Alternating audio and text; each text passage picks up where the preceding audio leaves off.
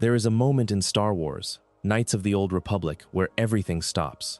You have been playing as a soldier for hours. You have fought your way across 4 planets, collected ancient relics, met companions who have told you their histories and their wounds. You have made choices and watched their consequences ripple outward. You have, in the way that role-playing games invite you to, built a version of yourself inside this world, with a name and a face and a growing understanding of who you are and why you are here. Then Darth Malak tells you who you actually are. He does it plainly. No dramatic music swells. He does not draw it out. He simply says that you are Darth Revan, that the Jedi who sent you on this mission were not saving you, they were using you, and that the person you thought you were has never existed, that everything you remember is a fabrication, that you are the very evil you were sent to destroy. The game holds on that moment. It lets it land. And here is the thing that makes the story of Revan so extraordinary. The thing that separates it from every other Star Wars villain origin and every other amnesiac hero narrative. It does not end with the reveal. The reveal is not the story. The story is what Revan does next, and what that choice says about who Revan always was. The story is everything that came before the memory wipe, and everything that came after, across novels and sequels and a massively multiplayer game that ran for a decade.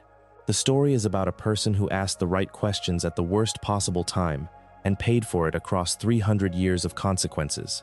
That is the story we are going to tell tonight. Welcome to Twin Suns. Get comfortable. This one goes deep. Let us get into it. There is a version of Revan that the galaxy never really understood. The Jedi Order of the Old Republic, the institution that existed nearly 4,000 years before the events of the films, in the era of the game, was not the warm, luminous institution that popular memory tends to make it. It was old. It was conservative. It had been burned before, badly, by exactly the kind of strong-willed Jedi who thought they knew better than the Council. The war against Exar Kun, which had ended only a generation earlier, had been ignited partly by a Jedi who defied the Order's cautious approach to ancient Sith artifacts, and paid for that defiance by becoming the very darkness he had sought to understand. The Council remembered that war. The Council remembered what happened when Jedi followed their own certainties off the path the Order had set.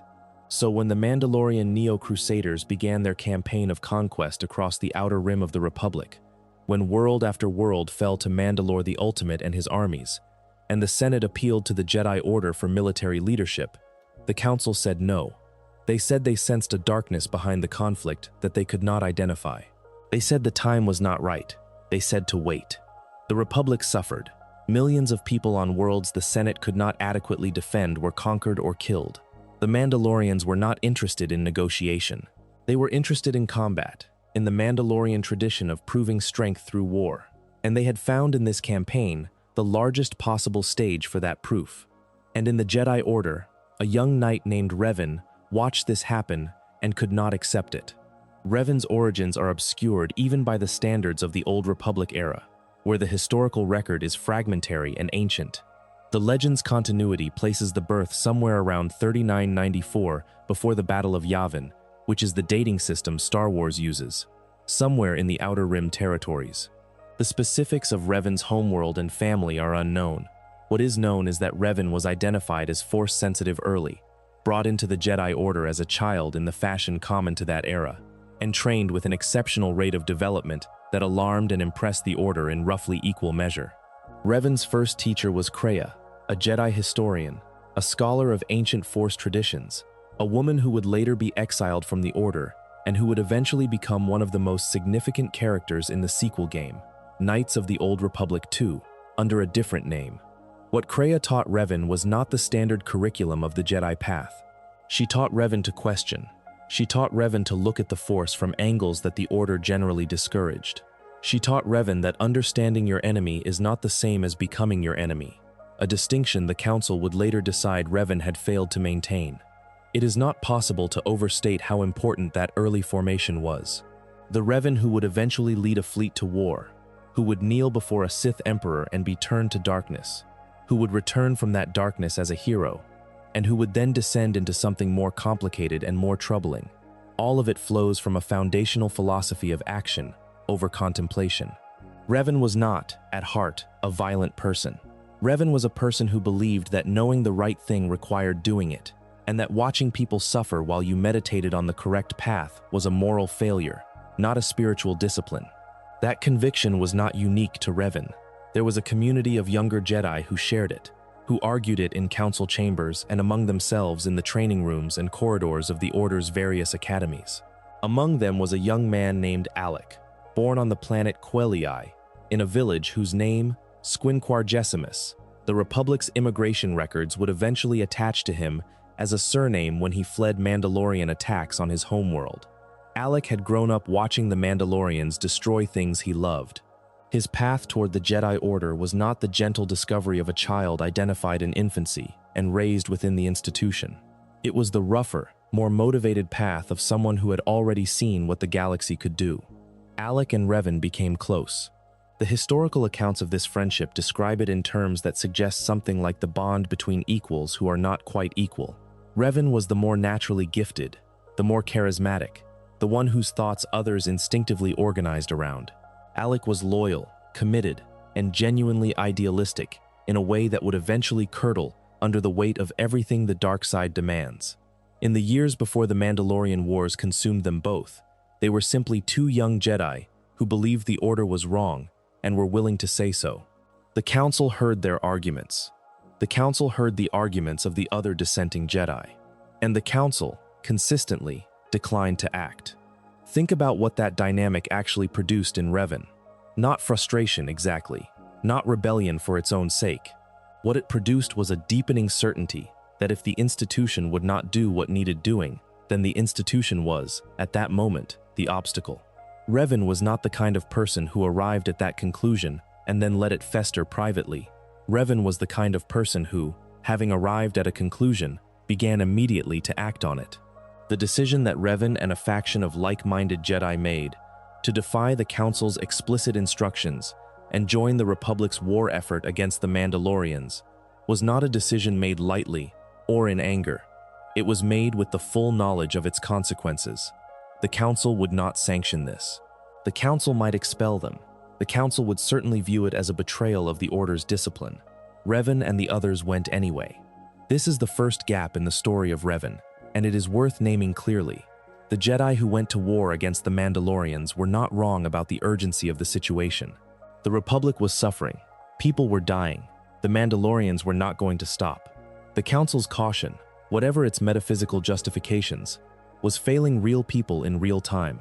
Revan's defiance was not irrational, but the outcome of that defiance would eventually prove that the Council had been sensing something real, that there was something deeply dangerous embedded in this war that Revan's certainty could not account for, that the cost of being right about the Mandalorians would be paid in a currency Revan had not anticipated. That cost begins at Malachor V. Before we get there, though, you need to understand what the Mandalorian Wars actually were, not in the broad strokes of Republic versus Mandalorians, but in the specific texture of what Revan built and commanded and chose during those years. Because the war itself, before the final battle, is where you can see who Revan actually was as a leader. And who Revan was as a leader is inseparable from what Revan eventually became. The Mandalorian Wars ran from approximately 3976 to 3960 billing. Before the Battle of Yavin, 16 years of conflict, though the most intense fighting was compressed into a shorter span than that, and the period in which Revan and the Jedi defectors participated was roughly the latter half. Mandalore the Ultimate had been building toward this campaign for years before it began, recruiting clans, securing alliances, acquiring technology, establishing the ideological framework of a crusade that would prove Mandalorian supremacy by defeating the strongest military civilization in the galaxy. The Neo-Crusaders were not merely an army. They were an identity. Mandalore the Ultimate had taken the ancient Mandalorian warrior tradition and reconstructed it into something more unified, more doctrinally consistent, more capable of absorbing non-Mandalorian recruits who adopted the armor and the creed and became, by Mandalorian reckoning, truly Mandalorian in the ways that mattered. The Neo-Crusader armor, standardized and distinct from the individualized traditional sets, was both equipment and symbol. When you put it on, you joined something larger than yourself. This is relevant because Revan, observing all of this from the Republic side, understood it. Revan understood that the Mandalorians were not simply a military problem to be solved by outgunning them. They were a cultural and psychological problem. Their war-making was an expression of who they were and what they believed, and the only way to truly end it was to strike at that core, to find something that a warrior culture could not survive, which was the experience of total, undeniable, crushing defeat. Revan built an army. This is not metaphorical. Revan was, for the years of the Jedi-led Republic campaign, a genuinely brilliant military commander.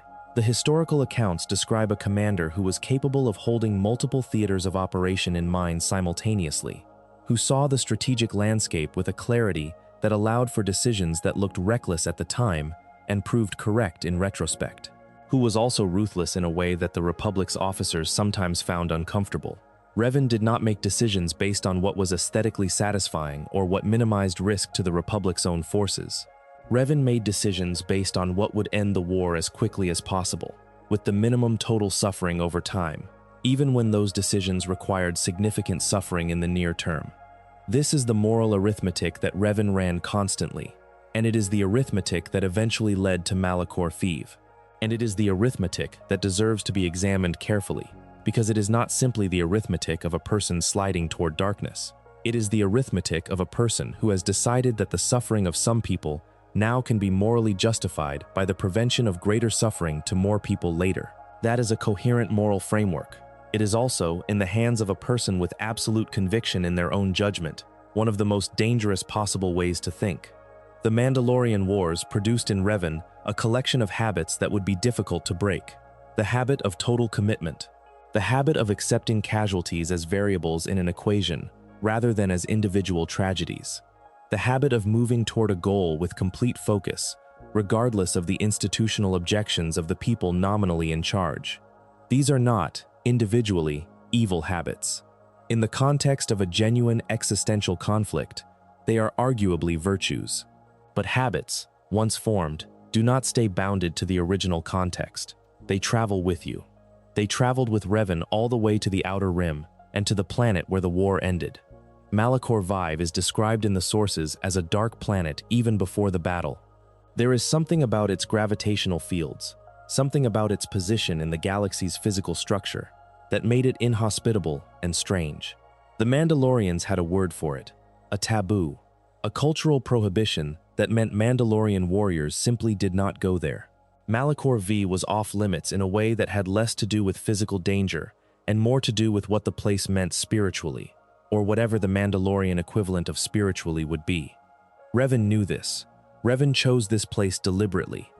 The strategy was brutal in its elegance. By concentrating Republic forces at Malachor V, Revan was presenting Mandalore the Ultimate with a target that was simultaneously irresistible and sacred. The Mandalorian Code of Honor demanded that Mandalore meet this challenge. The taboo around Malachor V meant that entering this fight was already, at a cultural level, a kind of violation. Revan was not just fighting the Mandalorian army. Revan was engineering a situation in which the Mandalorian army would have to compromise its own sacred prohibitions to engage. That is not the thinking of a straightforward military commander. That is the thinking of someone who has spent years studying an enemy culture and is willing to use that culture against itself as a weapon. The device that ended the battle was called the Mass Shadow Generator. It had been built by a Zabrak engineer named Bao-Dur, a brilliant technician who served under Revan during the war and who would eventually become a companion of the protagonist in Knights of the Old Republic II. The Mass Shadow Generator was designed to exploit Malachor V's unusual gravitational properties. It could amplify and weaponize those properties to a catastrophic degree, collapsing the gravity field around the planet in a way that would crush everything: ships, soldiers, structures, in orbit and on the surface. Revan ordered its construction knowing what it would do. That needs to be stated plainly. This was not a weapon that was misunderstood or whose effects were uncertain. The Mass Shadow Generator was built to kill everyone in range of Malachor V when it fired. That included Mandalorian soldiers. That included Republic soldiers. That included the Jedi who had followed Revan there. In 3960 before the Battle of Yavin, at the Battle of Malachor V, known in Mandoa as the Anila Akan, which by most fan and scholarly accounts translates as the Great Last Battle, the weapon was activated. Revan killed Mandalore the Ultimate in single combat, as the accounts most widely accepted in the lore describe it, aboard the Mandalorian warlord's flagship. Sword to sword, the leader of the Jedi defectors against the supreme commander of the Neo-Crusade. There is something almost ritualistic about that detail. The war leader killed by the war leader. The personal dimension of the conflict made explicit in the moment of its ending. And then, with Mandalore dead and the battle fully joined, the mass shadow generator fired. The results were catastrophic in a way that the word catastrophic does not adequately capture. Malachor V's surface was torn apart. The gravitational implosion shattered the planet's crust, left it a broken, scarred wasteland of floating debris and geological devastation.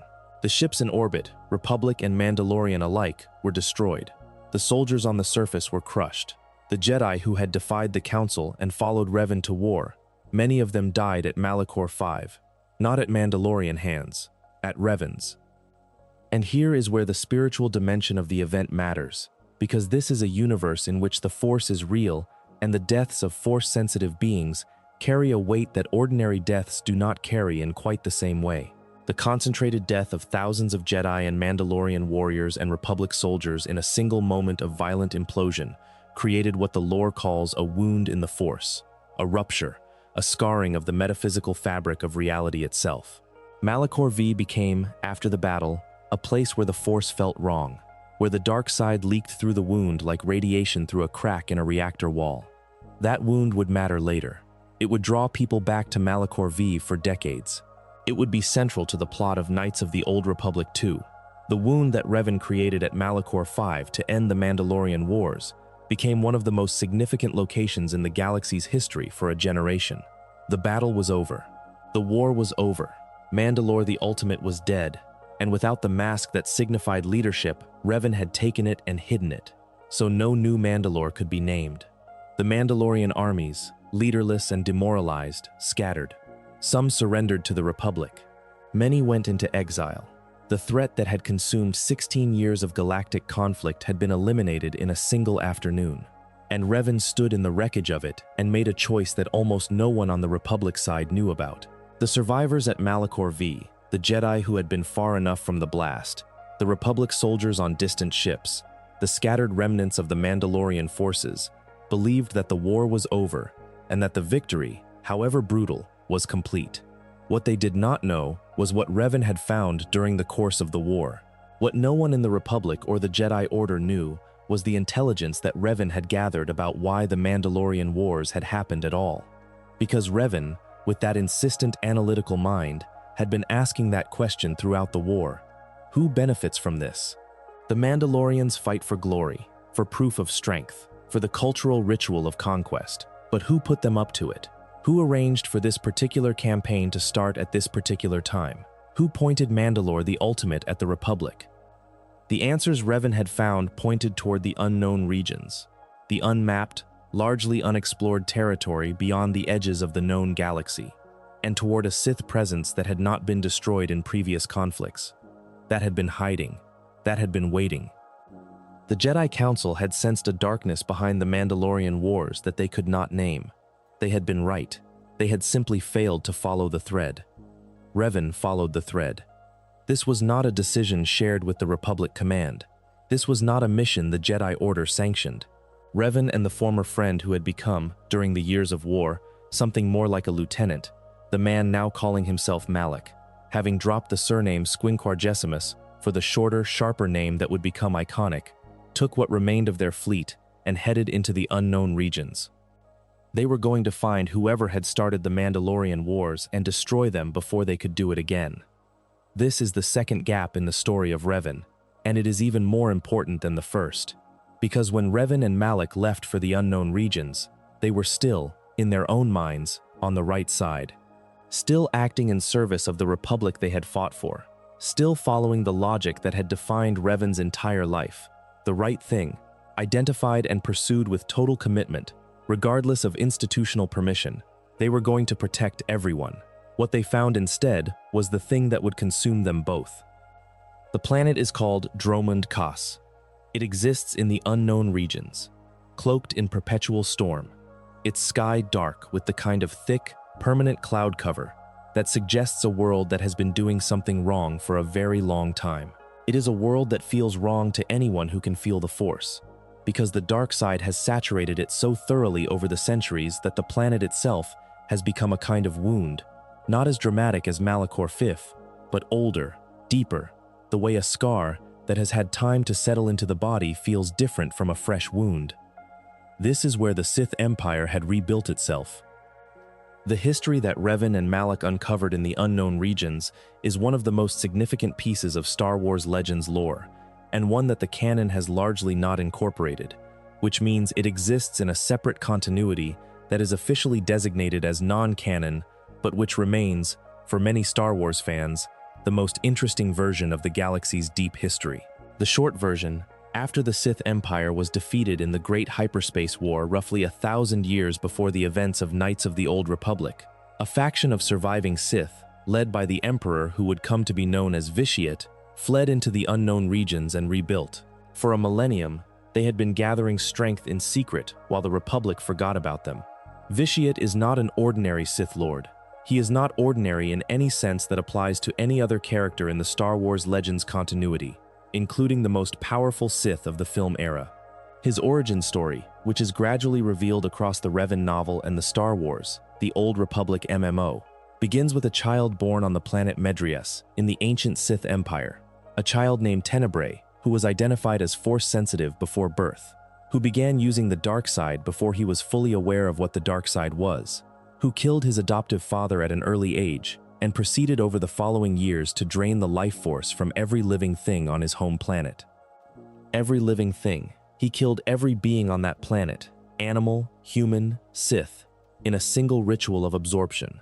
As far as the lore establishes, he was somewhere around 10 years old. The Emperor who waited for Revan on Dromund Kaas had been alive for roughly 3,000 years by that point. Not aged, not deteriorated, sustained by the stolen life energy of entire worlds. His power in the Force was not the kind that you measure in terms of who wins a lightsaber duel. It was the kind that you measure in terms of planetary extinction events. Revan and Malak arrived at Dromund Kaas seeking to destroy the hidden Sith threat. They found instead a being of such immense dark side power that the encounter did not unfold as a confrontation. It unfolded as a seduction, or rather, something more clinical and complete than seduction. The Emperor reached into their minds. Not metaphorically, literally.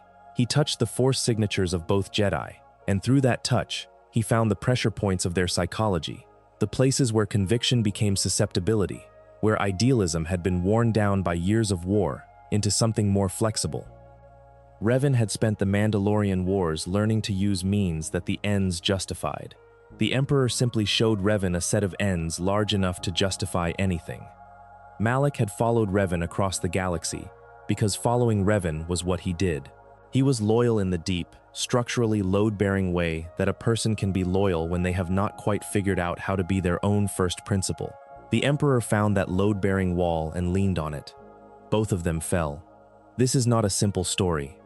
The Revan novel, written by Drew Karpyshyn, the lead writer of the original KOTOR game, and published in November of 2011, adds significant texture to this moment by revealing that the Emperor's goal in turning them was not mere conquest. He wanted agents. He wanted two Jedi who knew the Republic's military dispositions, its political vulnerabilities, its psychological landscape. He wanted them to go back, find the Star Forge, an ancient Rakatan superweapon capable of producing fleets indefinitely, and prepare the way for a Sith invasion that would destroy the Republic entirely. They went back, and they did find the Star Forge. But something happened along the way that the Emperor had not anticipated. Revan had always been the kind of person who, even in darkness, kept thinking, kept analyzing, kept asking the question underneath the question. And somewhere in the process of carrying out the Emperor's mission, in the years of searching for the Star Forge, in the act of building what would become their own Sith fleet and their own Sith empire, Revan began to remember who they had been, not in the sense of recovering specific memories, in the sense of recovering the underlying orientation, the fundamental habit of mind that the Emperor's influence had suppressed but not eliminated. The conclusion Revan reached was extraordinary.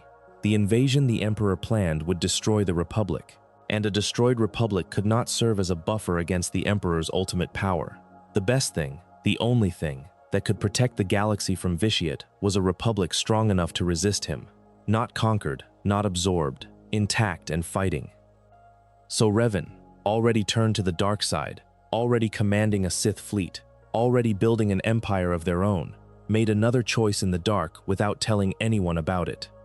Revan and Malak broke free of the Emperor's conditioning. They stopped being his agents and became, in their own minds, the galaxy's last real defenders. They kept the Starforge, they kept the fleet, they kept the Sith Empire they had been constructing, but they redirected the purpose. Instead of preparing for an invasion, they would use these tools to build up the Republic's strength, by force, if necessary, by conquest, by forcing a republic that had grown soft to harden itself against the coming darkness. That is what Darth Revan and Darth Malak told themselves. Consider what that actually means. Revan, who had started by defying the Jedi Council to fight the Mandalorians, had now decided to attack the Republic in order to save it, had decided that the civilian populations and military personnel of the Republic, who would suffer under the Sith assault, were a necessary cost of the preparation for a larger war, had decided, again, that the arithmetic of lives weighed against the arithmetic of future lives justified the most extreme possible action in the present. It is the same logic, extended further, applied to a larger population, with less oversight and no institutional accountability. That is not a coincidence. That is the shape of a mind that never fully reckoned with what it was doing at Malachor V. And for a while, for the years that became the Jedi Civil War, Darth Revan and Darth Malak won. Their Sith fleet tore through Republic defenses. Their ground forces took worlds that had never anticipated needing to fight a war against former Jedi heroes. The Republic contracted under the pressure of the assault. The Jedi Order, already depleted by the losses of the Mandalorian Wars, struggled to find a response. What made the Sith campaign particularly devastating was Darth Revan's continued military genius. This was not the chaotic aggression of someone who had simply fallen to hatred. The campaigns were precise, targeted, designed to maximize the Republic's weakness without destroying it outright. Because Revan still, in some dark and distorted way, needed the Republic to survive, the plan was always to have it emerge, battered and strengthened, as a fortress against the eventual Sith invasion. The Republic's people did not know this plan. The Republic's soldiers dying on the front lines did not know this plan. The civilians on occupied worlds did not know this plan. They only knew the Sith were winning, and that the heroes who had saved them from the Mandalorians had become the new threat. Malak, alongside Revan, commanded and conquered. But Malak was changing in ways that Revan, whose attention was always on the strategic horizon, did not fully track. Malak had come into the dark side differently. He had come in as a follower, and followers, when they arrive in a new country, often become its most ardent patriots. Malak was not protecting the Republic. Malak wanted to destroy it, completely. Malak had dropped whatever structural loyalty to the light side had made Revan's plan internally coherent, and had committed fully to the dark. The gap between Revan and Malak was widening, though neither of them spoke about it directly. What ended the partnership was not a philosophical dispute. It was a moment of pure expedient violence. A Jedi strike team, assembled by the Order in a desperate attempt to end the war before the Republic fell entirely, had managed to get aboard Revan's flagship.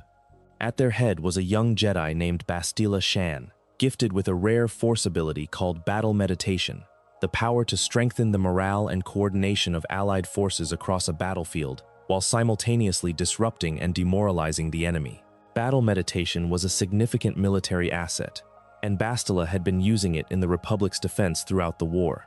She was also, in ways that neither she nor the Order fully understood yet, connected to Revan through the Force, in a bond that would become critical to everything that followed. The strike team reached Revan's bridge. A confrontation began, and at the moment when the battle was fully joined, when Revan was at the center of the chaos, Malak ordered his own ships to open fire on the flagship, on his master, on Revan, on the person he had followed across the galaxy, from Quelii to the Jedi Order, to the Mandalorian Wars, to the unknown regions, to the Starforge. Malak had decided that this was the moment, that with the Jedi already disrupting Revan's position, the simplest path to becoming the new Dark Lord of the Sith was to eliminate the current one. He did not hesitate. The turbo laser fire hit the bridge. Revan was gravely injured, wounded in the Force as much as physically, in the sudden, violent way that a near-death experience in a Force-saturated environment can create. Bastila, whose connection to Revan she still did not understand, chose in that moment to do something unexpected. She did not finish Revan off.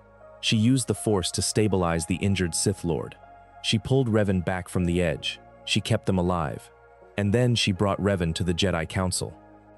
The Council's decision about what to do with a captive Darth Revan, the Dark Lord of the Sith, responsible for millions of deaths, the architect of a war that had nearly broken the Republic, is one of the most ethically loaded moments in the entire story.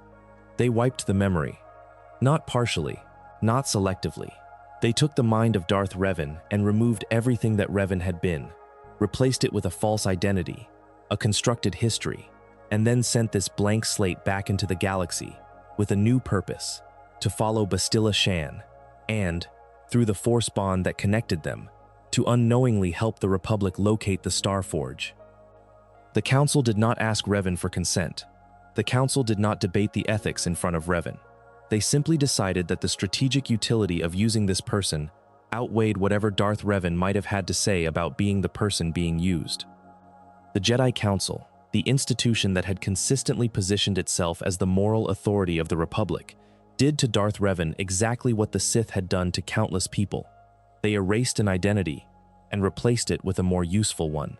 The difference is that the Jedi believed they were acting for good reasons, which is of course what everyone who does this believes. That is not a small thing. Star Wars, Knights of the Old Republic was released on July 15th, 2003 for the Xbox, and on November 19th, 2003 for PC. It was developed by BioWare and published by LucasArts.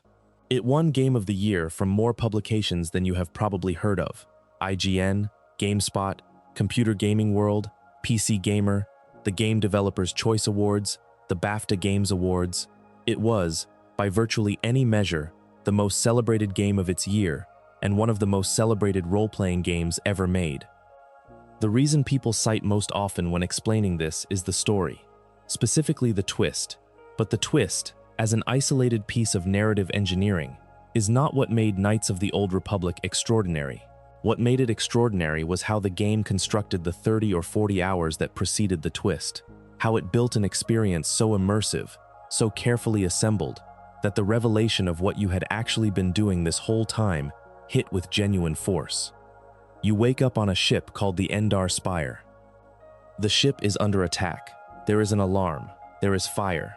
There is a Republic soldier named Cartho Nasi who helps you off the ship and into an escape pod, and then onto the surface of the planet Taris, where the Sith have imposed a planetary blockade and are actively searching for the escaped Jedi you were accompanying, Bastila Shan. You do not remember who you are. The game presents this as part of the opening chaos. The implied reason for the amnesia is the battle, the crash, the disorientation of the attack. It is a standard narrative mechanism, and it works because Knights of the Old Republic presents it as standard. The amnesia is not foregrounded as suspicious. It is simply the situation you are in, and you adjust to it and move forward, because that is what you do. This is the design genius of the game, and it is worth appreciating on its own terms before getting into the twist. BioWare built a game in which the player character's amnesia is not a device that keeps the player from knowing things the character knows. The amnesia is total. The player knows exactly as much as the character does, which is nothing. And so the experience of playing is genuinely the experience of learning who you are through the relationships you build and the choices you make. You construct a self through action, because action is all you have. The companions you accumulate on this journey are themselves an extraordinary ensemble. Cartho Nasi is a Republic pilot who has lost his family to the Sith, specifically to a traitor named Saul Karath, whose betrayal of the Republic is something Karth has organized his entire emotional life around. Karth is suspicious and scarred in ways he has not fully processed, and the game is honest about the fact that trauma that is not worked through does not disappear. It redistributes, and comes out sideways, usually onto the people closest to you.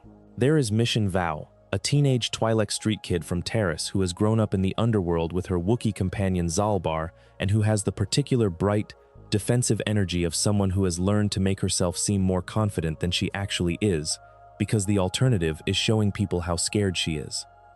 There is Jolee Bindo, an old man who is technically not a Jedi anymore, having chosen to leave the Order rather than continue under its constraints, and who has been living alone in the Shadowlands of Kashyyyk for decades. He has the particular quality of wisdom that comes from someone who has made a serious moral mistake and spent a long time alone with the weight of it. Jolee is the game's most interesting supporting character, and the one who says the most true things, which is fitting for someone who has positioned himself as neither light nor dark and is simply trying to act well in a complicated universe. There is Juhani, a Cathar woman who, by her own account in the game, grew up in slavery on Taris and found freedom and purpose in the Jedi Order. The player can encounter her on Dantooine at the edge of the dark side, consumed by pain and self-hatred, and either redeem or kill her. That choice matters. It is the first major moral decision of the game, and it is calibrated specifically to make both options feel justified in the moment. There is HK-47, a hunter-killer assassin droid who refers to all organic beings as meatbags, and who delivers his statements of casual murderous enthusiasm in a tone of complete mechanical politeness. HK-47 won recognition as Best NPC of the Year from Computer Gaming World and other outlets in 2003. This is because HK-47 is genuinely one of the funniest characters in the history of the medium, and also because the character does something more interesting than just being funny. It holds a mirror to the violence the player has been doing in a way that the game's earnest heroism never quite does. And there is Canderous Ordo, a Mandalorian mercenary, a veteran of the Mandalorian Wars who fought against the Republic, and who, by the time the game begins, is working as muscle for a crime lord on Taris. Canderous is proud of what the Mandalorians did, in the way that warriors often find it impossible not to be proud of the things they were best at, even when those things were atrocities. But he is also honest about what he witnessed. He saw the mass shadow generator fire at Malachor V. He saw what it did, and somewhere in his soldier's accounting of the war, he knows that what he is most proud of ended in a way that should give anyone pause. Canderous does not know that the person he is working with is the one who ordered it. That is not a small piece of dramatic irony. These companions, and Bastila herself, whose official role is to guide the player and who is in practice navigating a force bond with the player character that she finds deeply unsettling and will not fully acknowledge, accompany you across a series of planets, each of which contains one piece of a map to the Starforge. The force bond between Revan and Bastila is one of the more genuinely unusual relationship dynamics in Star Wars, and it is easy to rush past it in favor of the larger plot mechanics it serves.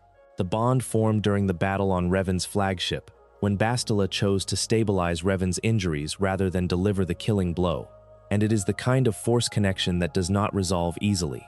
Bastila can feel Revan's emotions. Revan can draw on Bastila's presence in the Force.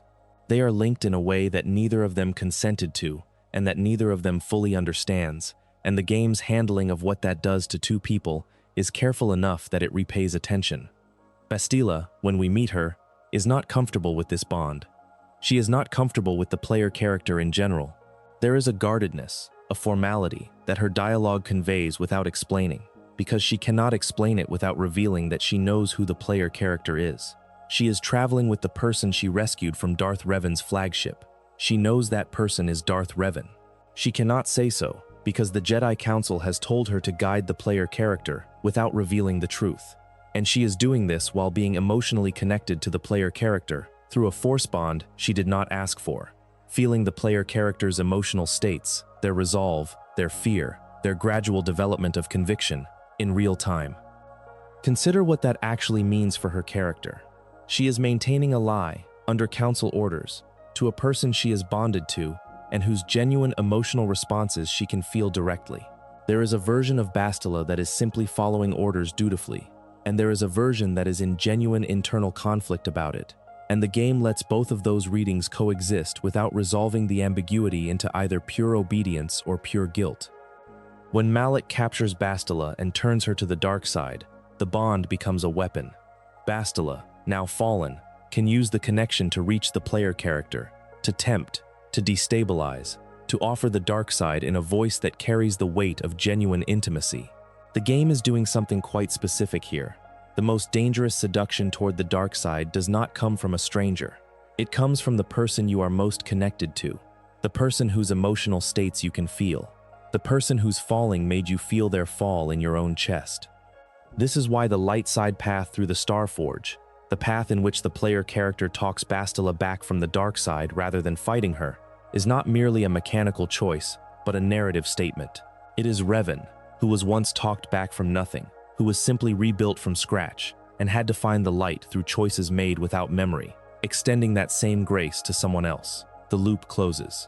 The thing the Jedi Council did to Revan, which was an act of violence dressed as mercy, becomes, in Revan's hands, something actually merciful and actually effective, because it is done with full knowledge and freely chosen compassion rather than strategic calculation. The game takes you across 5 planets between the opening crash and the final confrontation. Dantooine, where there is a Jedi enclave and an ancient star map buried in the Rakatan ruins, and where the player receives formal Jedi training. Tatooine, the desert world, its canyons and settlements baking under twin suns and holding their own quiet tragedies beneath the heat. Kashyyyk, the Wookiee homeworld, its lowest levels a permanent twilight of ancient jungle. Manaan, an ocean planet governed by the Selkath species who maintain a strict neutrality between Republic and Sith because both powers need the Kolto, a healing substance that Manaan produces. And Korriban, the Sith homeworld, an academy of dark side training built among ancient tombs. Each planet is a complete story. Each planet has characters whose problems and histories and moral dilemmas are rendered with enough specificity that they feel like people rather than quest dispensers. Korriban is the one that deserves particular attention, because Korriban is where the game comes closest to making you inhabit the dark side rather than just observe it. The Sith Academy on Korriban is a functioning institution, a school, a hierarchy, a system of advancement through demonstrated ruthlessness. The player must infiltrate it by presenting as a prospective Sith student, must complete trials, must interact with instructors who measure strength by willingness to harm, and students who are in constant competition with each other, ready to betray anyone at any moment, because that is what the institution has trained them to do. The thing the game does brilliantly on Korriban is refuse to make the Sith cartoonish.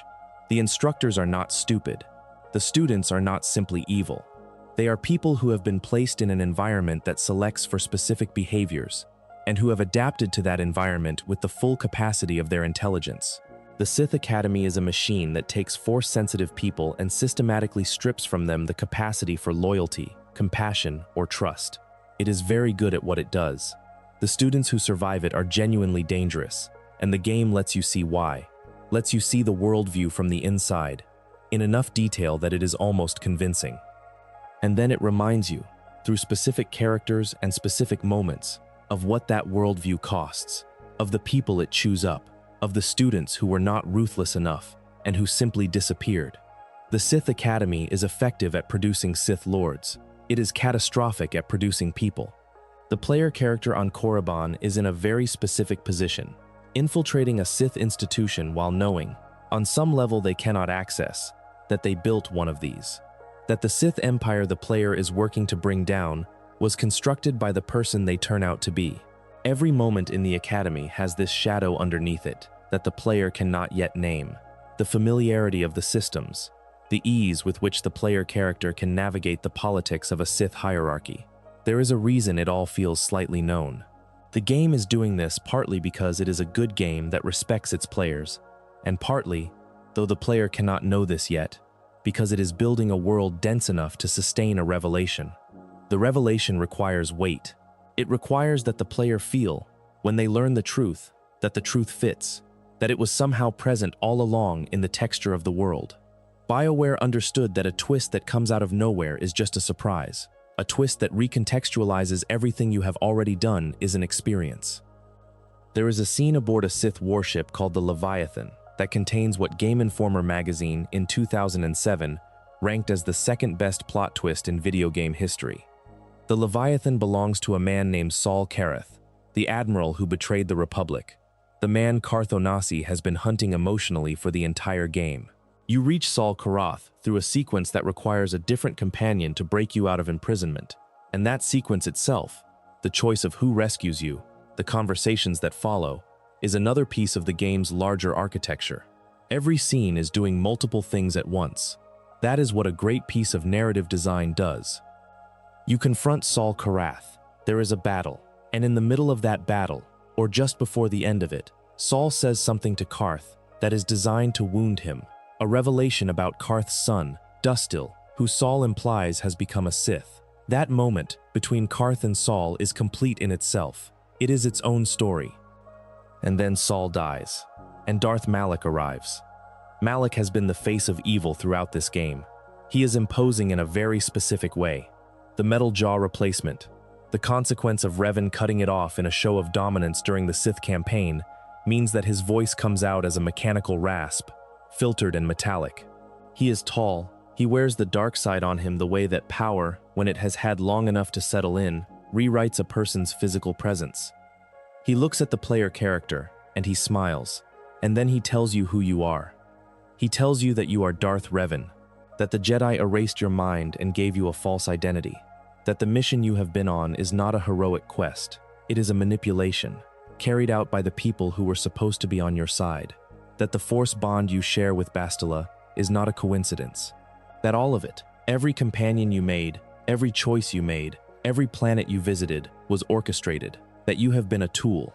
The scene is remarkable for what it does not do. It does not add dramatic music that tells you how to feel. It does not have Malak cackling or performing triumph. He says these things with a kind of flat finality, the way a person says something true that they have known for a long time.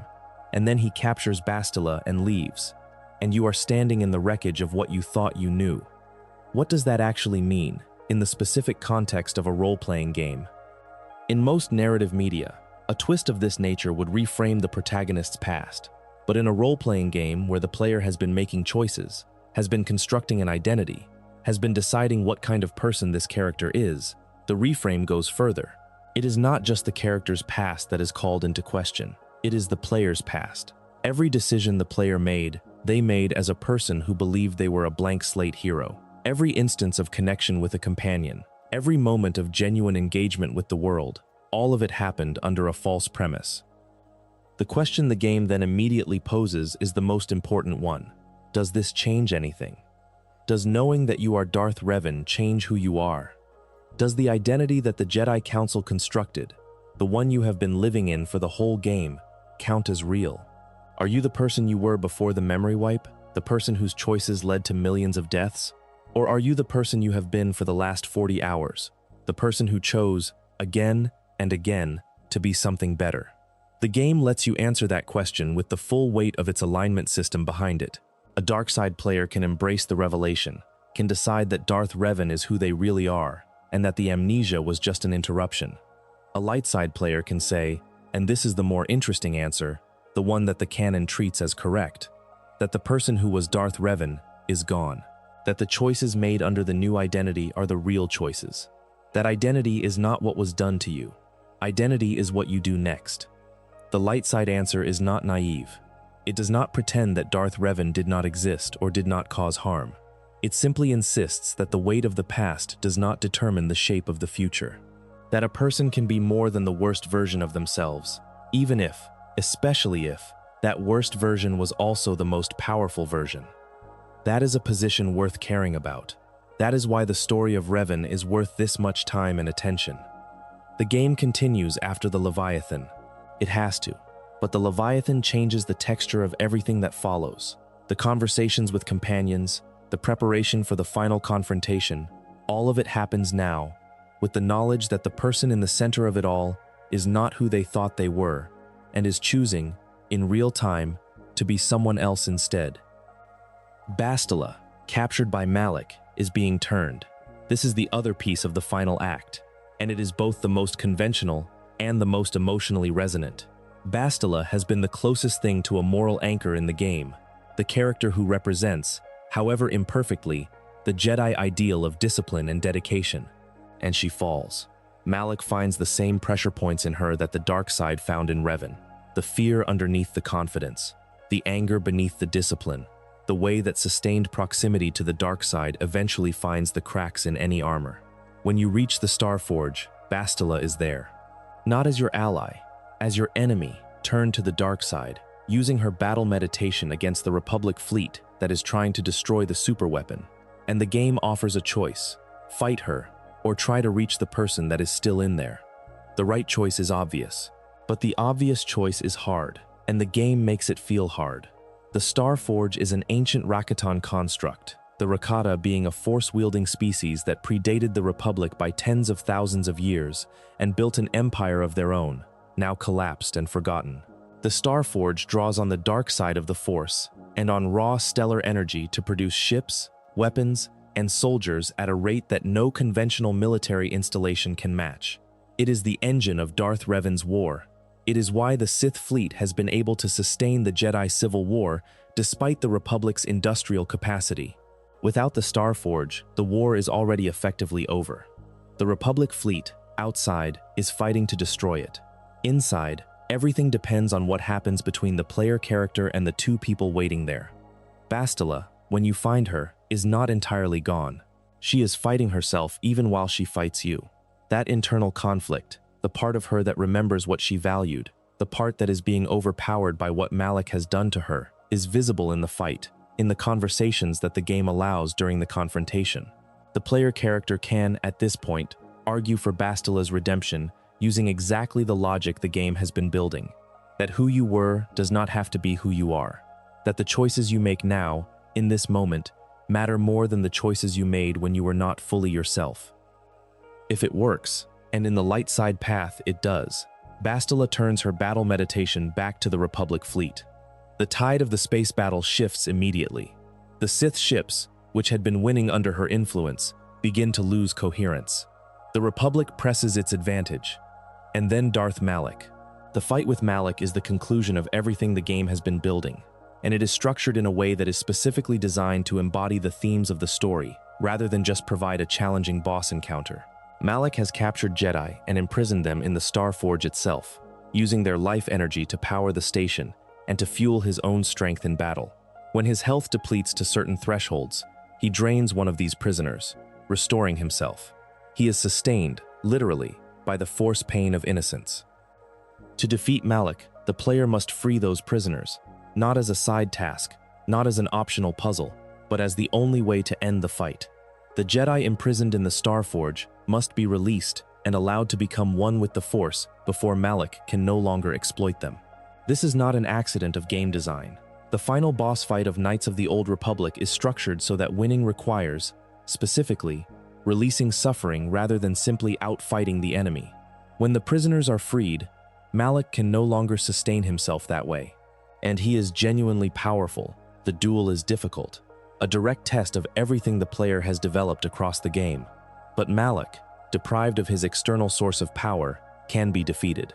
There is a conversation that happens in Malak's dying moments, and it is the most quiet scene in the game. He asks, and it is a genuine question, not a villain's monologue, whether things might have been different. Whether, if they had never gone to the unknown regions, never found the Emperor, he might have remained the person he was when he was Alec, following Revan for reasons that had something to do with justice. The answer the game implies is yes, but also, you made a choice. Not when the Emperor turned you. After. When you chose to embrace what you had become instead of fighting it. When you chose to shoot at Revan's ship. When you chose to drain Jedi prisoners to survive a fight rather than lose that fight. Each of those choices was yours. Malak dies. The Star Forge begins to collapse. The player character escapes. The final scene of the light side ending is the Republic's celebration. A ceremony on the surface of Rakata Prime, the desert world where the Star Forge orbited. The player's companions are there. Karth is there. Bastila is there. The Republic officers and Jedi who survived the battle are there. Medals are given, in a visual and tonal echo of a similar ceremony in the original Star Wars film. And the person standing at the center of it, receiving the recognition of the civilization they chose to protect, is Revan. Not Darth Revan. Revan, the name without the title, the person without the darkness, the identity chosen over the one inherited. That ending is satisfying. It is meant to be, but it is not the end of the story. The story of Revan does not end at the Star Forge. It ends 300 years later, on a battlefield in the heart of the Sith Empire. and getting there requires understanding what happened in between. The Revan novel, published by Del Rey Books on November 15, 2011, is the work that bridges the gap between Knights of the Old Republic and the Legends timeline's subsequent history. It was written by Drew Karpyshyn, who had been the lead writer on the original KOTOR game, and who was therefore, if anyone was, the person best positioned to continue the story authentically. The novel is set approximately 2 years after the events of the game, and it begins in a state that feels like equilibrium, a false equilibrium, the kind that always precedes the next disruption. Revan is living on Coruscant, married to Bastila Shan. They have a life that, by any reasonable measure, should be enough. They fought a war. They survived revelations that would have broken most people. They found each other and chose each other and built something together. Bastila is expecting their child. But Revan cannot sleep. The nightmares are specific, not generic anxiety, specific images, specific feelings, fragments of something the memory wipe did not fully erase, because memory, as it turns out, is not a single clean layer that can be removed without disturbing the substrate. Revan has recovered a life. Revan has not recovered the full architecture of who Revan was before the Jedi Council erased it, and the gap between the life being lived and the life that preceded it is generating something in the unconscious that refuses to stay down. There is a voice in the dark. There is a figure. There is a planet covered in storm. Revan begins to believe that something is unfinished. This is the thing about Revan as a character that the novel captures most accurately, and the thing that makes the story tragic in a way that the game's optimistic ending slightly obscures. Revan is constitutionally incapable of leaving things unfinished. The same quality that drove Revan to defy the Jedi Council, to follow the Mandalorian thread to Malachor V, to pursue the hidden Sith threat into the unknown regions. That quality does not go away just because the most recent chapter ended well. It is the deepest part of who Revan is, and in this case, what it is telling Revan is that the true threat, the Emperor on Dromund Kaas, was never actually dealt with. Revan goes back. The details of how this happens involve Canderous Ordo, who has by this point reunited the scattered Mandalorian clans under the name Mandalore the Preserver, exactly as Revan had planned, having hidden the mask of Mandalore the Ultimate so that no successor could be named, and the clans would have to be led by someone Revan trusted. Revan and Canderous journey together to find the mask, to give Canderous the symbolic authority he needs to lead his people. And in the course of this journey, Revan recovers enough memory to understand the destination. Dromund Kaas, the Emperor, the thing that was always going to have to be faced. The novel also introduces a Sith named Scourge, a warrior of the Sith Empire who is entangled in the internal politics of the Dark Council, serving a Sith master named Darth Nihilus, who has concluded that the Emperor is insane and is planning to overthrow him. Scourge's storyline runs in parallel to Revan's throughout the novel, converging when Revan arrives at Dromund Kaas and is captured by the Emperor's forces. The Emperor's interrogation of Revan is not what you might expect. It is not torture exactly. It is sustained psychic invasion, the Emperor reaching into Revan's mind and extracting the information about the Republic that he wants. But Revan, even in imprisonment, is still Revan, still thinking underneath the surface, still running the arithmetic. What Revan realizes in that suspension tank is that the Emperor intends to launch his invasion in the relatively near future, and that there is nothing Revan can do to stop it directly. What Revan can do is delay it, by maintaining a subtle presence in the Emperor's consciousness, by using the residual force connection from the psychic invasion to very slightly influence the Emperor's timeline and impulses. Revan can buy time. Not much, not forever, but enough, maybe, that the Republic will have grown stronger when the invasion comes. Enough that the people Revan loves will have lived their lives. This is Revan, at the furthest extreme of the self-sacrificial logic that has defined the entire arc. Choosing imprisonment, indefinite, potentially eternal imprisonment at the hands of a being of virtually unlimited dark side power, in order to protect people who will never know what was sacrificed for them. There is no glory in it. There is no ceremony. There is no light side ending where everyone stands in a field and receives recognition. There is just Revan, alone, in the dark, slowing down the thing that is coming. The novel ends with Bastila, very old now, speaking to her son. She tells him that his father did what needed doing. She says that the darkness Revan feared never came, which means Revan's plan worked.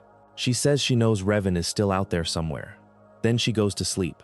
The novel ends there, not with triumph, with a door left open.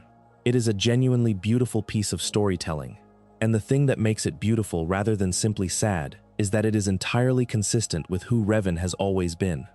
The isolation, the sacrifice, the long horizon thinking, the willingness to bear a cost that others cannot even see, all of it traces directly back to the person who defied the Jedi Council because they could not watch people suffer while waiting for permission to act.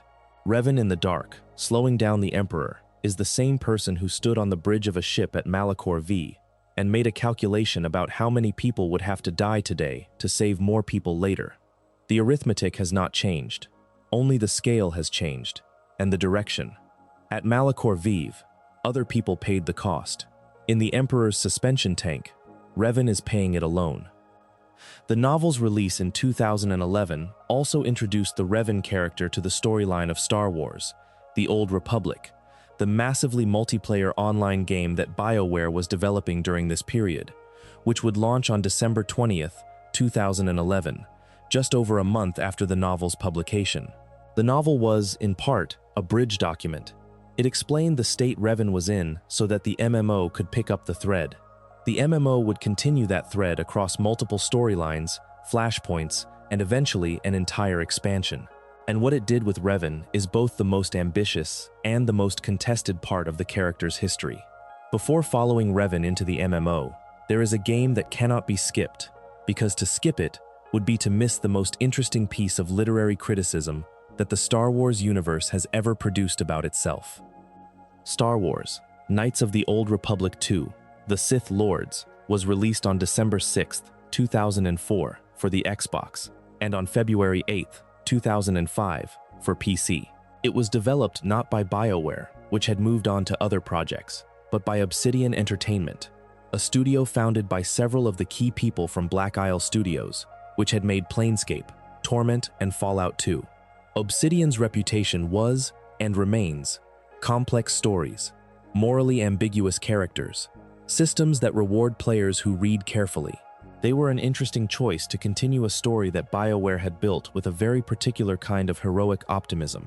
They were, as it turned out, precisely the right choice.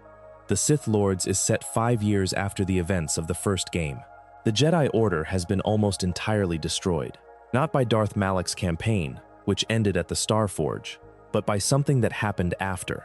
Darth Nihilus and Darth Sion, and a third Sith called Darth Kreia, have hunted Jedi across the galaxy, and the Order is now functionally extinct.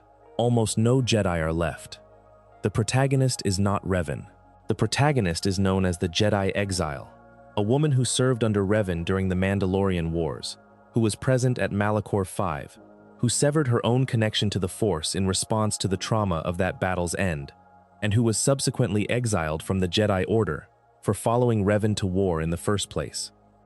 The exile is, in many ways, the negative space of Revan, where Revan is defined by fullness, of conviction, of presence, of the Force.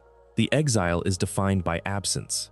She is someone who cut out the thing that made her special, because the alternative, continuing to feel the Force after Malachor V, was more than she could bear. She is someone who has been taught by the Order's exile to see herself as a wound in the world rather than a presence in it. But the game is not only about the exile.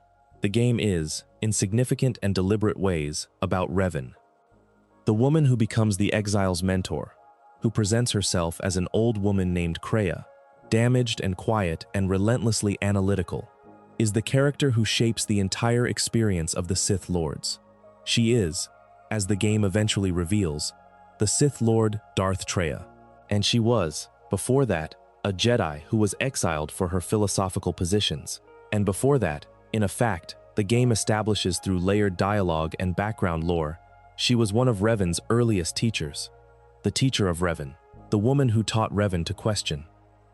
By the time of the Sith Lords, Kreia has been exiled twice, once by the Jedi Order, once by the Sith Order she joined after.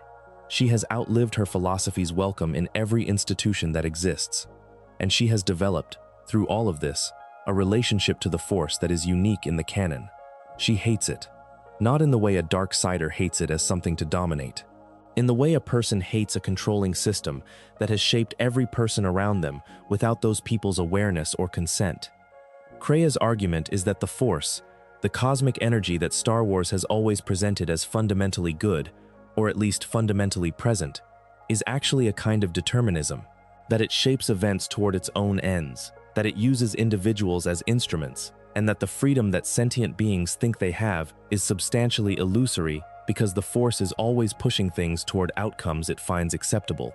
She wants to destroy the Force, not because she is evil in the conventional sense. Her plan is genuinely more philosophically sophisticated than that. This is not a character who could have existed in any other Star Wars narrative of the time, and the thing that makes her resonate, the thing that makes her observations land with weight rather than sounding like villain monologuing, is the specific history she carries with her.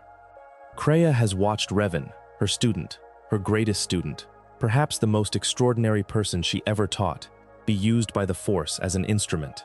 Revan defied the Council to fight the Mandalorians because the Force called Revan there. Revan went into the unknown regions because the Force pulled Revan toward the hidden threat.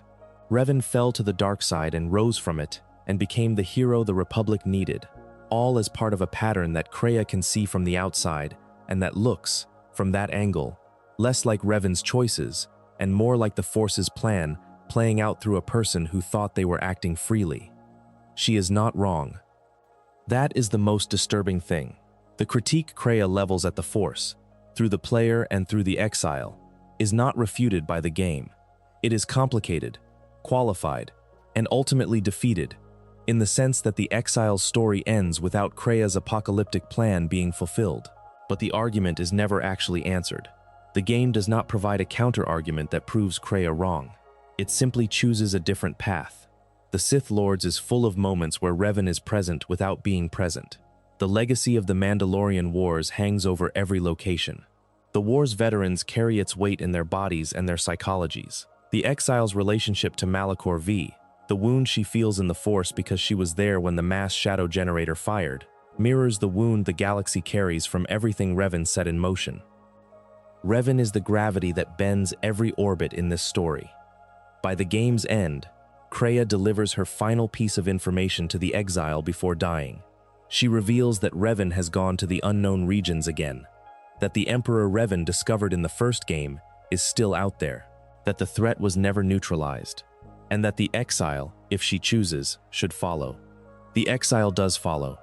Meetra Surik, the exile's canonical name, established in the Revan novel, travels to Dromund Kaas, where Revan is being held. What happens next is told in the novel rather than in a game, which is partly why it is less well known and partly why it is so much more emotionally intense than anything a video game of that era could have rendered. Meetra Surik arrives at Dromund Kaas. She finds Revan in the suspension tank, held in stasis while the Emperor extracts and the connection maintains. She has brought with her the Sith Lord Scourge, who she has convinced to help, whose particular motivation is his own complex relationship to the Emperor, his own sense that the Emperor's path leads somewhere Scourge does not want to follow. They attempt to rescue Revan. They partially succeed. They free Revan from the tank. They move toward escape. And then, in a vision that comes to Scourge, a flash of the future, Force-sensitive in a way he has not been before, he sees that the attempt to kill the Emperor here, now, will fail. That Revan and Meetra will die. That the person who will eventually destroy the Emperor is not Revan, is not Meetra, is someone else, not yet present, who will come in the far future. Scourge acts on this vision. He turns. He kills Meetra Surik to demonstrate his loyalty to the Emperor. Meetra Surik, the Jedi exile, the protagonist of the Sith Lords, dies in a moment that serves the larger strategy. She is not the person who kills the Emperor. She is a sacrifice that keeps the door open for the person who will. Revan is returned to stasis. This is one of the most brutal narrative choices in the entire Old Republic storyline, and it is brutal specifically because it refuses to give the exile a heroic ending. Meetra Surik came to save Revan. She succeeded in reaching Revan and failed to complete the rescue, and died for her failure in a way that had nothing to do with personal failing and everything to do with the arithmetic of history. She was the wrong person at the wrong time, and history used her and discarded her. Sound familiar? The Revan novel ends with Bastila's final years and the implied continuation of Revan's imprisonment. The MMO begins, in its Republic-side story, with the discovery that a Jedi is imprisoned somewhere in the Sith Empire, someone whose presence in the Force is enormous and strange and ancient. A master named Oteg assembles a strike team to investigate. The strike team finds Revan in the Maelstrom prison, a Sith facility in a remote part of space, still alive after 300 years of captivity because the Force bond with the Emperor has, among its other effects, sustained Revan's life well beyond normal limits. The rescue mission, experienced by players as a series of in-game flashpoints called Taris V and Maelstrom Prison, is successful. Revan is freed. But 300 years in stasis, alone in the dark with only the psychic connection to an ancient evil for company, has done something to Revan that freedom cannot simply reverse. The version of Revan that the players of the Old Republic encounter in the MMO's later storylines is not the hero of Knights of the Old Republic. It is not quite the tragic prisoner of the novel either. It is something more complicated and more troubling. A person who has spent 3 centuries psychically linked to one of the most powerful dark side entities in the galaxy, and who has absorbed enough of that darkness that the light and dark sides of their nature have begun to separate from each other, rather than coexisting in the productive tension that had always defined Revan. When Revan is freed from the Maelstrom prison, the immediate response is not gratitude or relief. The immediate response is horror at the freedom. Because the connection to the Emperor that Revan has been maintaining, the subtle influence, the slow burn delay of the invasion, the project of buying time, has been severed. Whatever Revan was doing in there, it ends when the rescue team breaks the link, and Revan does not know if it worked, does not know if the 300 years were enough, does not know what comes next, except that something has to. The goal, for the Revan encountered in the MMO, shifts from delaying the Emperor to destroying the Empire entirely. Not merely preventing the invasion, ending the threat, and the means Revan is willing to use to accomplish this are exactly as extreme as you would expect from a person who has spent 3 centuries marinating in darkness while trying to preserve a light they can no longer fully feel. Revan reactivates HK-47, the assassin droid, still functional, still politely murderous, and together they locate an ancient Rakatan Foundry, a facility capable of producing an army of droids that could theoretically destroy the Sith Empire. Revan's plan is to activate the Foundry, build the army, and use it to end the threat once and for all.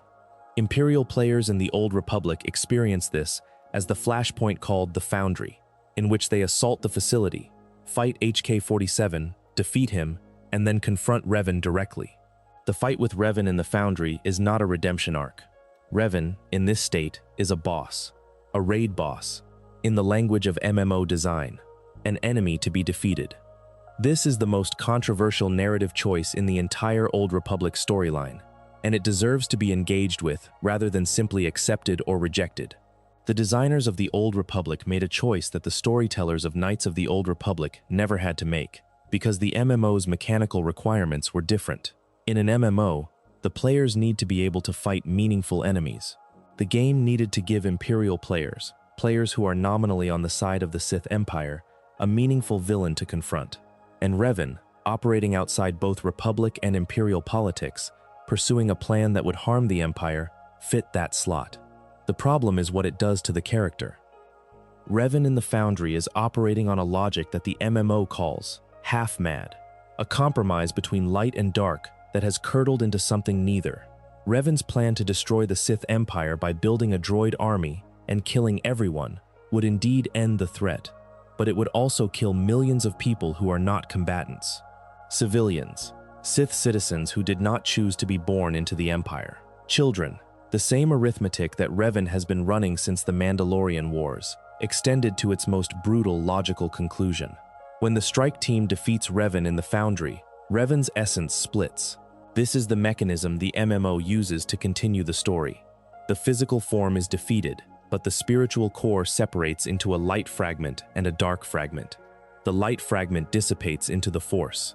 The dark fragment, The darkness that 3 centuries of imprisonment has concentrated into something almost independent, persists, and eventually becomes the central antagonist of the Shadow of Revan expansion. Shadow of Revan was released on December 9, 2014, as part of Game Update 3.0 of the Old Republic. It added 2 new planets, Rishi, a pirate haven at the edge of the galaxy, and the jungle moon of Yavin 4, and introduced the Order of Revan, a cult that has formed around the legend of the Dark Lord, drawing members from both the Republic and the Sith Empire, united by a belief that Revan's vision of the galaxy is correct and worth implementing by force. The dark fragment of Revan is driving these cultists, not guiding them philosophically, actually influencing them through the Force, using them as agents of an apocalyptic plan that would destroy both the Republic and the Empire simultaneously and remake the galaxy in its wake. The endgame of Shadow of Revan brings both Republic and Imperial players to Yavin 4, where they must work together, a rare cross-faction moment in the game's story, to confront Revan. The final confrontation is not simply a fight. It is an attempt to complete something that has been left undone for 300 years. The light fragment of Revan's essence, which has persisted in the Force, is present. So are the spirits of others who were consumed by the Emperor over the centuries. And so is Mitra Surik, the exile, who has been holding on all this time, whose death did not mean her complete dissolution. When the players defeat the dark fragment of Revan, the light fragment is able to reach it, to integrate, to do what Revan was never able to do while alive, hold both sides in equilibrium, not as a compromise but as a whole. The reunification of Revan's essence, light and dark, joined, and its subsequent dissolution into the Force is the true ending of Revan's story. Not the Starforge ceremony, not Bastila's final conversation. This moment, on Yavin 4, where everything that Revan has been across 300 years of conflict and imprisonment and half-madness finally finds peace.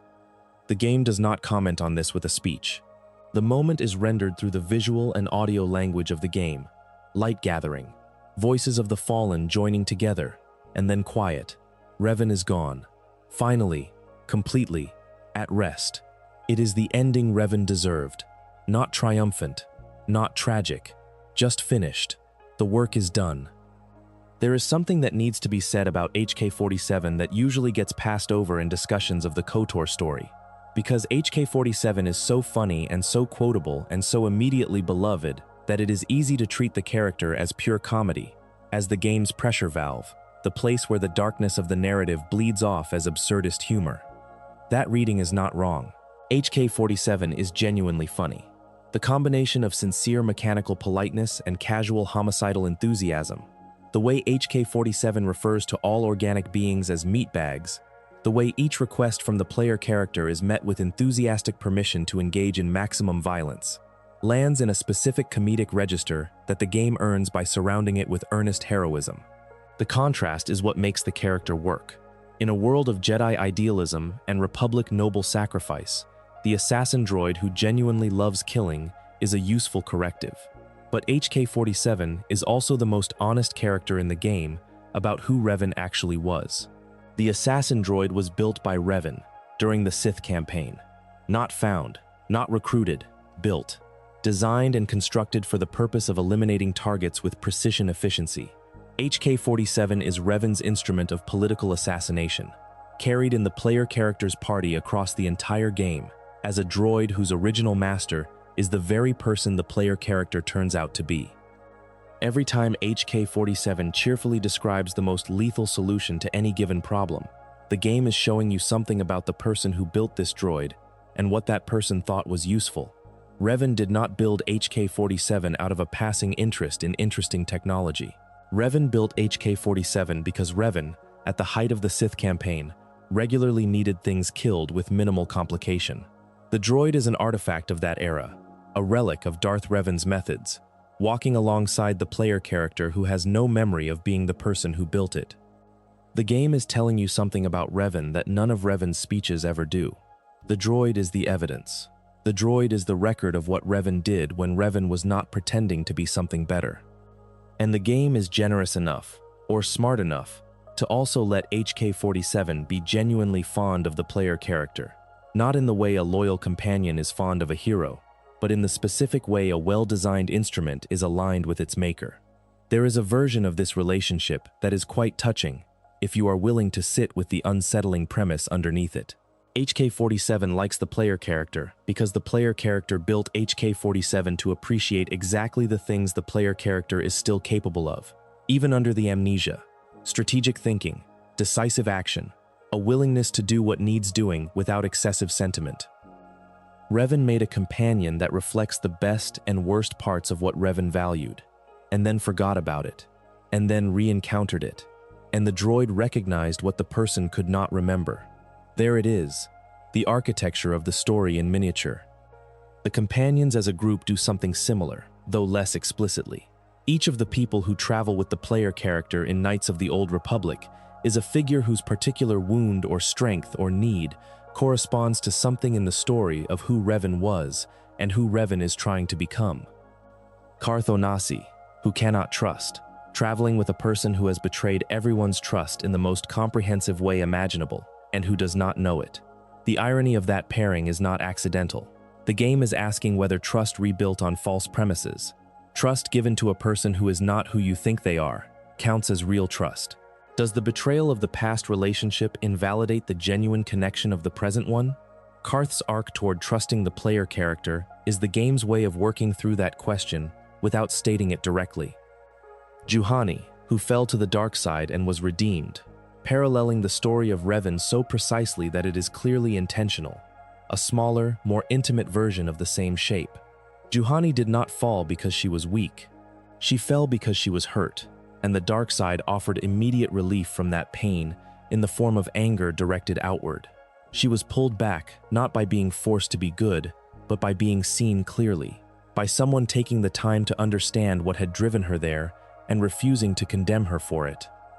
The player character's encounter with Juhani, which happens before the Revan revelation, before the player knows who the player character is a rehearsal for the question the game will eventually pose about the player character directly. Can you redeem someone who has done terrible things? Yes, the game proves it with Juhani. And that proof is part of the architecture that makes the light side answer to the Revan revelation feel true rather than naive. Jolee Bindo, the old man who chose a third path, who refused to be either fully Jedi or fully fallen, who has been living with the consequences of his own compromised choices for decades. Jolee is the closest thing the first game has to a character who understands the situation from the outside, who has seen enough cycles of darkness and light to have a longer perspective than either the Jedi Council or the Sith can claim. There is a conversation with Jolee that the game allows deep in the Kashyyyk storyline where he talks about his late wife, whom he loved and who fell to the dark side, and whom he chose not to kill even when the Jedi Order said he should have. He left the Order over that choice. He has never been sure it was the right one. The story he is telling is about the limits of absolute moral certainty, about the moments where following the rule would require doing something you cannot live with, and the fact that choosing not to follow the rule does not make you safe from consequence. Jolee tells this story to the player character before the player character knows who they are. It is entirely possible to play through this conversation without recognizing what the game is doing, without seeing that Jolee is, in some subtle way, describing the same problem Revan has been wrestling with for the entire life that preceded the amnesia.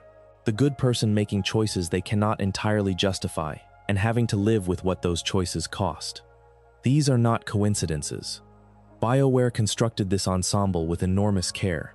Each companion reflects a facet of the central story, and the central story, once you know what it is, changes what every reflection means. There is a version of this story that exists outside the Legends continuity that most people do not know about, and that version has a quality of absence to it, like a room where someone used to live, where you can still see the marks on the wall from the furniture that has been removed. When Disney acquired Lucasfilm in 2012 and subsequently designated the expanded universe as non-canon, rebranding it as Legends and establishing that only the theatrical films, certain television series, and newly commissioned works would constitute official Star Wars canon, the story of Revan was among the casualties.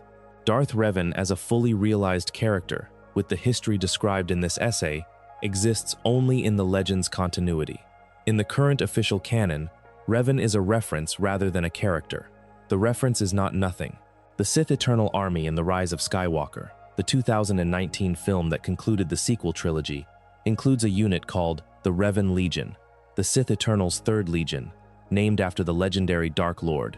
This is a canonical acknowledgement that Revan exists somewhere in official Star Wars history. But the acknowledgement is a shadow of the substance, a unit designation, a name on a roster.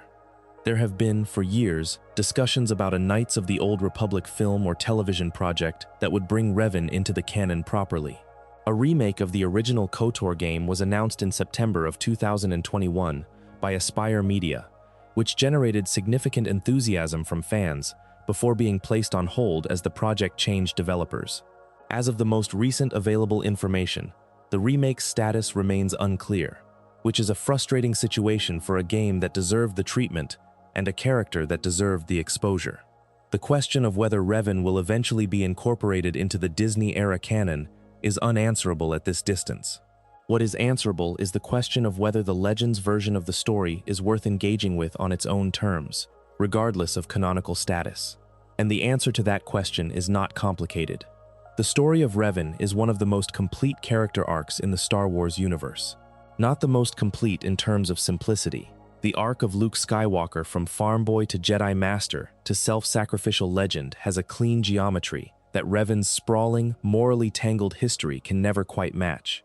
But in terms of depth, in terms of what the story is willing to reckon with, in terms of the questions it poses and the courage with which it refuses to fully resolve them, the story of Revan stands with anything Star Wars has produced. The question of canon is, ultimately, a bureaucratic question. The question of whether a story matters is a different question entirely, and it is answered by the people who have read it and played it and thought about it for 20 years and counting. Revan matters. The canonical designation does not change that. A story that has lived this long in this many people's imaginations, that has generated this much discussion, this much art, this much sincere engagement with its themes, is not diminished by being moved from one shelf to another. The questions it asks remain. The characters remain, in the people who carry them.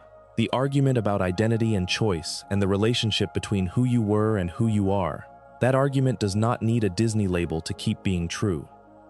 The fact that Revan has persisted as a cultural touchstone for 2 decades in a franchise that produces new canonical content constantly, and that the Legends-era character remains more discussed and more analyzed than most characters in the official canon, tells you something important. It tells you that what BioWare built in 2003 was not just a good game.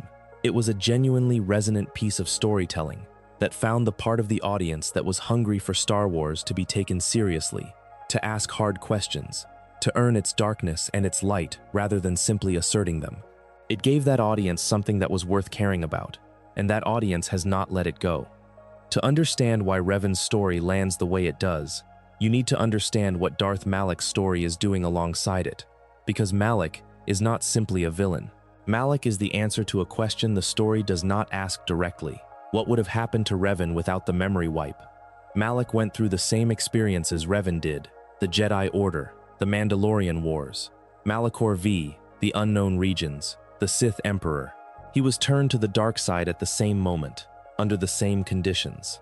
He fought in the same campaign and built the same empire. The only significant difference in their external histories, up to the moment of the Leviathan, is the memory wipe. Revan got a second chance.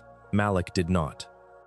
What Malak did with the absence of that second chance is instructive. Without the interruption of identity that the Jedi imposed on Revan, Malak continued in a straight line from the moment of corruption to the logical extreme of what corruption produces.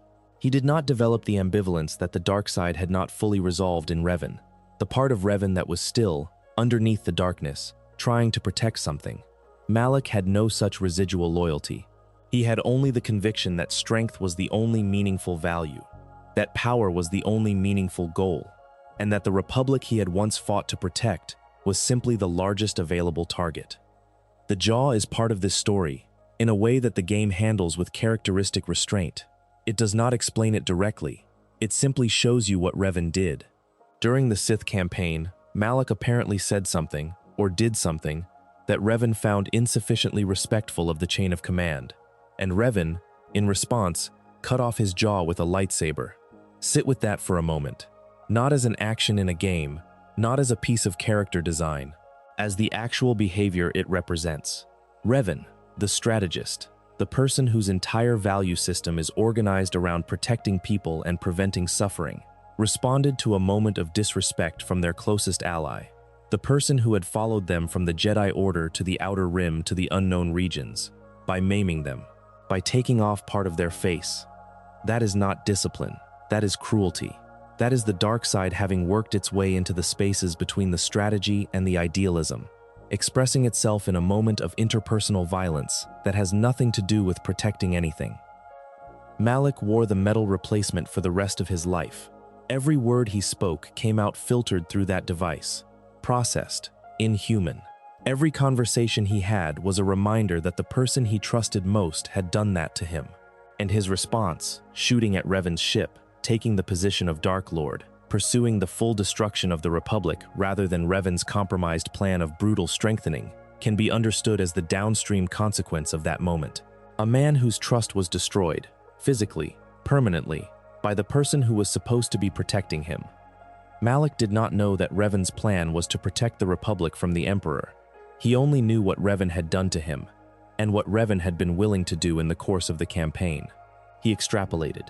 He decided that if Revan could do this, then this was what power looked like, and he would be better at it. This is the reading of Malak that the game never states explicitly, but that the evidence supports.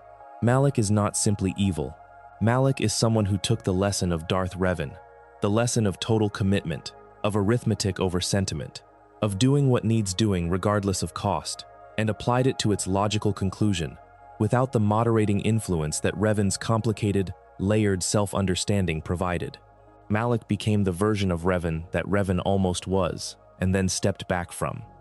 The final conversation between them is the only moment in the game where Malak is vulnerable, where he is Alec again, briefly, the optimistic young Jedi from Kreia who shared a sense of justice with a friend and followed that friend to the edge of the known galaxy.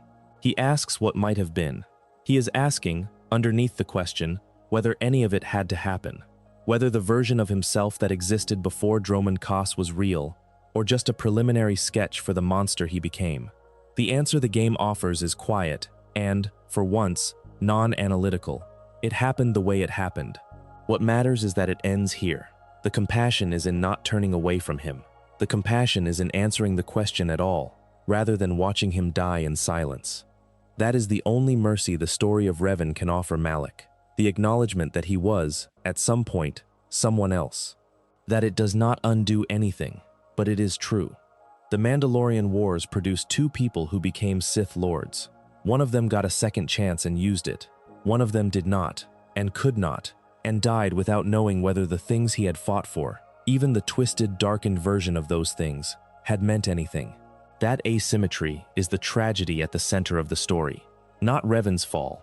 The fact that Revan's fall and Malak's fall were the same fall, and that what divided their endings was not justice or merit, but chance. The chance of who happened to be on the bridge when Bastila Shan found a reason to keep someone alive. The story does not comment on this. It does not add a speech about fairness or the cruelty of the galaxy's arrangement. It simply ends Malak's life with a question in the air and moves on. The galaxy moves on. It always does.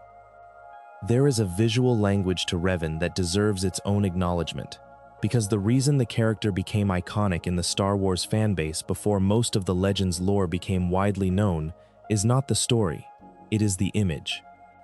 The Darth Revan visual design, the black mask, the dark robes that fall somewhere between Jedi and Sith aesthetics, the red lightsaber, is one of the most distinctive character designs in the franchise, and it achieves its effect through a specific kind of visual tension. Darth Revan looks like a Jedi who went wrong, not like a Sith who adopted Jedi elements, but like a Jedi who kept every piece of the identity and allowed the darkness to move in around it. The silhouette is familiar, the detail is wrong. That wrongness, that sense of something out of alignment, is what makes the image arresting even before you know anything about the character. The mask in particular carries enormous symbolic weight.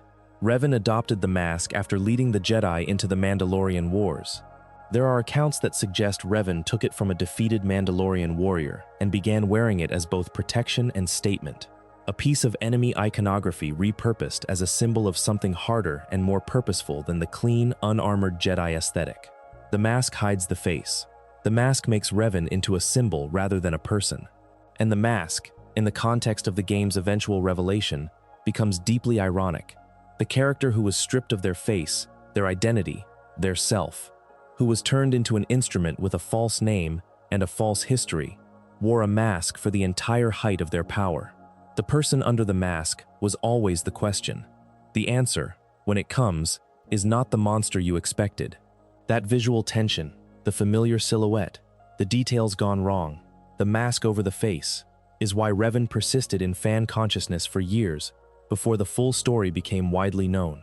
You could look at that image and feel something incomplete about it, something that demanded explanation. The design was doing work that the story had not yet caught up to for most people who encountered it. Knights of the Old Republic won more awards than any game of its era in more categories than any game of its era. The Game Developers' Choice Awards gave it Game of the Year for 2003. IGN gave it Game of the Year across every platform category. The BAFTA Games Awards named it the best Xbox game of its year. Computer Gaming World, PC Gamer, GameSpot, the roster of publications that named KOTOR their Game of the Year in 2003 is long enough to make the point without being exhaustive. This was, by almost universal critical agreement, the best game released that year and one of the best role-playing games ever made at that point in the medium's history. The reason that recognition has held up is not nostalgia, though nostalgia certainly contributes. The reason it has held up is that the design choices BioWare made in service of the story, the long-form relationship building, the dialogue tree system that allowed genuine nuance in conversations, the alignment system that tracked choices across the entire game and fed them back into the narrative, were all in service of a story that deserved them. You can build the most sophisticated relationship system in the world, and it will not matter if the character at the center of it is not worth knowing. BioWare made Revan worth knowing, made the companions worth knowing, made the world worth inhabiting. The twist helped. Obviously the twist helped. But the twist works because of the 40 hours that precede it, and the 40 hours that precede it work because of the craft that was spent constructing them. That craft is the thing that most retrospective accounts of KOTOR underemphasize. The sheer density of good writing in every dialogue tree, every companion interaction, every planet's secondary storyline. The game is good because every part of it is trying to be good, not just the moments that are easy to excerpt in a video essay. There is a specific kind of loneliness that comes from being the person who sees the whole board, from understanding, more clearly than anyone around you, what is coming and what it requires. From knowing that the actions you need to take will not be understood as necessary by the people who will be most affected by them. From accepting that the price of being right, in this particular way, is paid not at the moment of decision, but across the long years afterward, in the form of consequences that arrive long after the reasoning that produced them has been forgotten. Revan carried this loneliness across an entire life, and then across 3 centuries of imprisonment, and then into the fractured existence of the MMO era.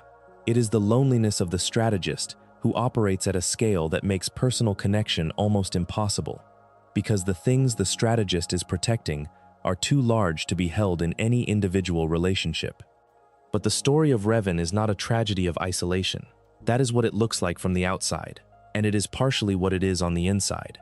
But underneath the isolation is something that the game establishes in its opening moments and returns to in its closing ones: the choice.